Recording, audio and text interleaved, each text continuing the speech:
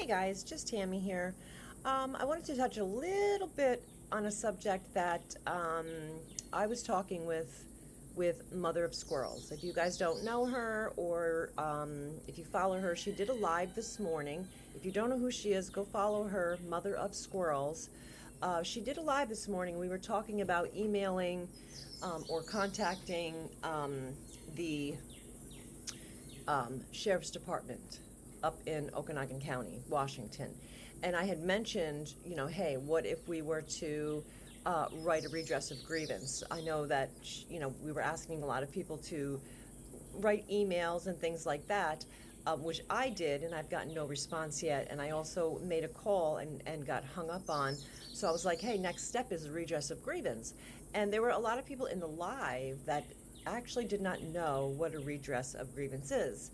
And since I studied the Constitution and studied constitutional law and traveled all over the country for 4 years speaking on the Constitution and teaching constitutional laws, rights and freedoms and all that crap, I figured I would kind of explain it, and Mother of Squirrels thought it would be a good idea just so that everybody kind of understands what that is if you happen to hear that term again. So in your First Amendment right, you have the right to submit a redress of grievance. Now, the First Amendment, which is your freedom of speech, is part of your freedom of speech rights. That is to address the federal government. So, Congress and your higher-ups, not your local governments.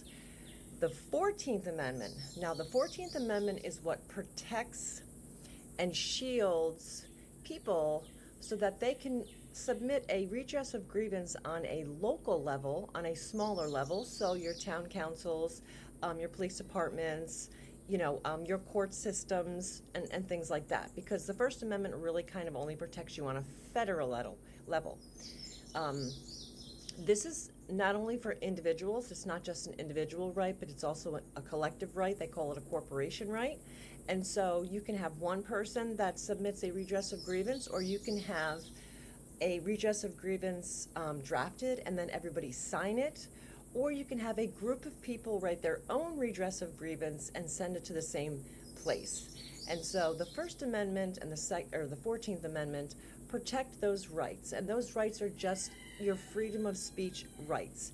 Basically, long time ago, it was a way for people to go to the king and say, hey, we're not happy with how things are going. We're not happy with this or that. This is why we don't like it. Here, can we fix it? With that being said, a redress of grievance does not have to be recognized by your government. So even though it is your right to submit a redress of grievance, they do not have to recognize, respond, or react to your redress of grievance. Because your First Amendment gives you the right to speak, but it doesn't force somebody to hear or react.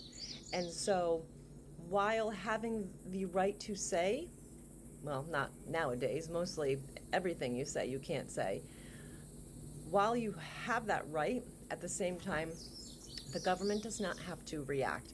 Neither do the local level governments have to react, town councils, sheriff's office, anything. They literally can just ignore you and move on with their day. So what a grievance is the actual complaint, the reason that you are drafting the letter, okay? Whether it's email form or whether it's in more of a professional legal statement, but not done by a lawyer. So the grievance part is your complaint, right? And so the redress part of that is the actual remedy or solution in your mind to how you would like to see something remedied or fixed. And so the entity that you're sending it to, again, can look it over and read it. They do not have to respond. Now, I used to always tell people whenever, and I went out to 52 events. I organized 48 events across the country. I would always tell people the most important thing about being heard and using your rights as citizens is numbers. Because you can have one person who is 100% correct, and they're screaming at the top of their lungs, one person may not be heard. If you have 100 people that are right and they're screaming at the top of their lungs, that might carry, that will carry. There's always strength in numbers. And so if you are supporting what it is that Mother of Squirrels and a group of us are doing, as far as just trying to get some more answers, that's all it is, just trying to get some more understanding and some more answers, and possibly a review on some things that had happened in regards, excuse me, in regards to Matt. Coming together as a group, as a community, is going to be more effective. You can support all you want, like in the comment sections.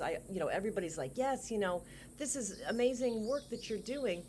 And that vocal support and that written support in the videos and in the lives, that's very important, and it's uplifting and it's needed.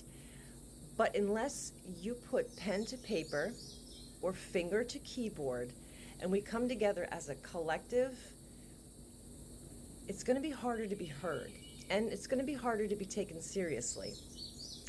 And the thing when you are trying to have your voice heard in a situation that some people may not want you to be heard, persistence pays off. And so if it doesn't happen the first time, you try again, you try again, and you try again, and you don't stop trying until somebody acknowledges what it is that you're trying to say. Now, we may never come up with a solution. We may never come up with the answers that we're looking for. We may never come up with anything. But if we don't try, then we're never going to know. We have to, and I know people hate talking about this type of thing, but I'm very passionate about it. We have to exercise the rights that we're given and the protections that we have, whether it's as individuals or whether it's collectively. Voices will be heard.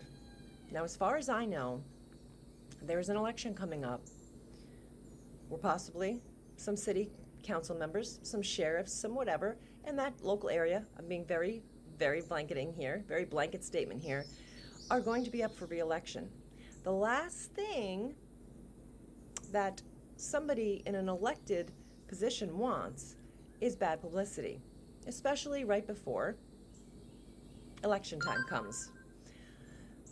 So keep that in mind. I just want you to make sure that you understand that and keep that in mind. Now, I have helped a lot of elected officials throughout my years, my last 10 or 12 years, and so I kind of know a little bit about how this game is played.